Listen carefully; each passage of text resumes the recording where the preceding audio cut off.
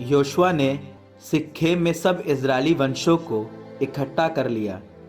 इसके बाद उसने इजराइल के वयोवृद्ध नेताओं, न्यायकर्ताओं और शास्त्रियों को बुला भेजा और वे सब ईश्वर के सामने उपस्थित हो गए। तब योशुआ ने समस्त लोगों से कहा, इजराइल का प्रभु ईश्वर यह कहता है, प्राचीन काल में तुम लोगों के पूर्वज इब्राहिम और नाहोर का पिता तेरह फरात नदी के उस पार निवास करते थे। वे अन्य देवताओं की उपासना करते थे। मैंने तुम्हारे पिता इब्राहिम को नदी के उस पार से बुलाया और सारा कनान देश घुमाया। मैंने उसके वंशजों की संख्या बढ़ाई। मैंने उसे इसहाक को दे दिया। मैंने उसे इसहाक को दिया और इसहाक को मैंने याकूब और एसाव को प्रदान किया। मैंने एसाव को सेईर का पहाड़ी देश दे दिया, किंतु याकूब और उसके पुत्र मिस्र चले गए। मैंने मूसा और हारून को भेजा और चमत्कार दिखाकर मिस्रियों को पीड़ित किया। इसके बाद मैं तुम लोगों को निकाल लाया। मैं तुम्हारे पूर्वजों को मिस्र से निकाल लाया और तुम लाल समुद्र तक पहुँचे।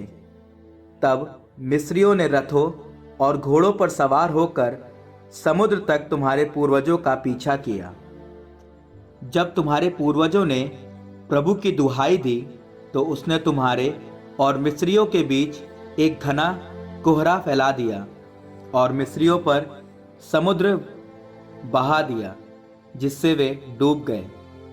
तुमने अपनी ही आंखों से देखा कि मैंने मिस्र में तुम्हारे लिए क्या क्या किया। इसके बाद तुम लोग बहुत समय तक मरुभूमि में निवास करते रहे।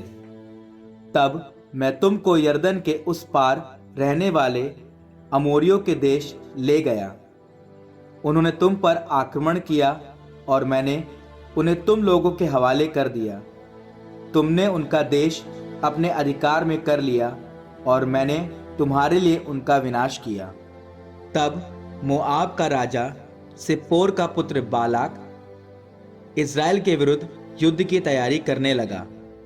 उसने तुम्हें अभिशाप देने के लिए बाओर के पुत्र बिलआम को बुला भेजा, किंतु मैंने बिलआम की बात नहीं मानी और उसे तुम लोगों को आशीर्वाद देना पड़ा।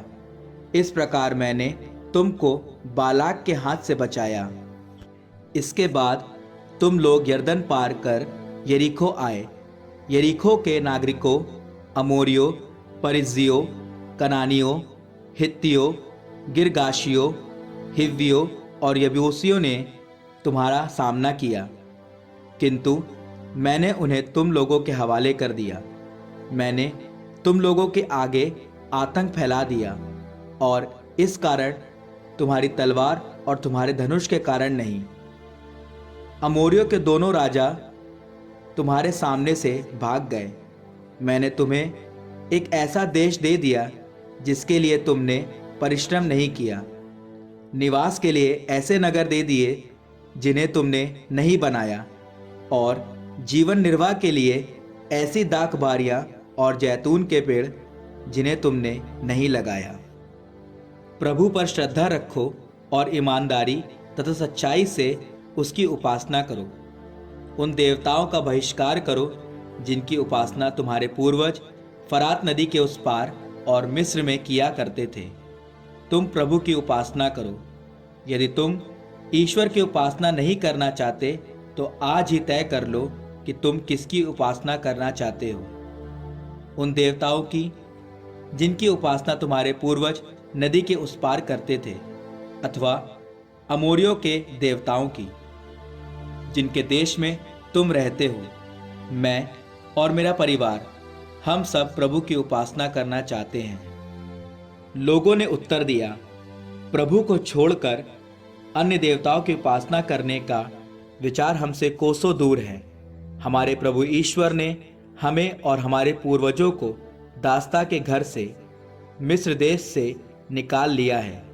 उसी ने हमारे सामने महान चमत्कार दिखाए हैं। हम बहुत लंबा रास्ता तय कर चुके हैं बहुत से राष्ट्रों से होकर यहाँ तक आए हैं और सर्वत्र उसी ने हमारी रक्षा की है। हम भी प्रभु की उपासना करना चाहते हैं क्योंकि वही हमारा ईश्वर है। तब योशुआ ने लोगों से कहा, तुम प्रभु की उपासना नहीं कर सकोगे क्योंकि वह पवित्र ईश्वर है, असहनशील ईश्वर है।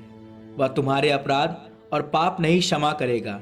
यदि तुम प्रभु को त्याग कर अन्य देवताओं की उपासना करोगे तो यद्यपि वह तुम्हारी भलाई करता रहा, फिर भी वह तुम्हारी बुराई करेगा और तुम्हें नष्ट कर देगा।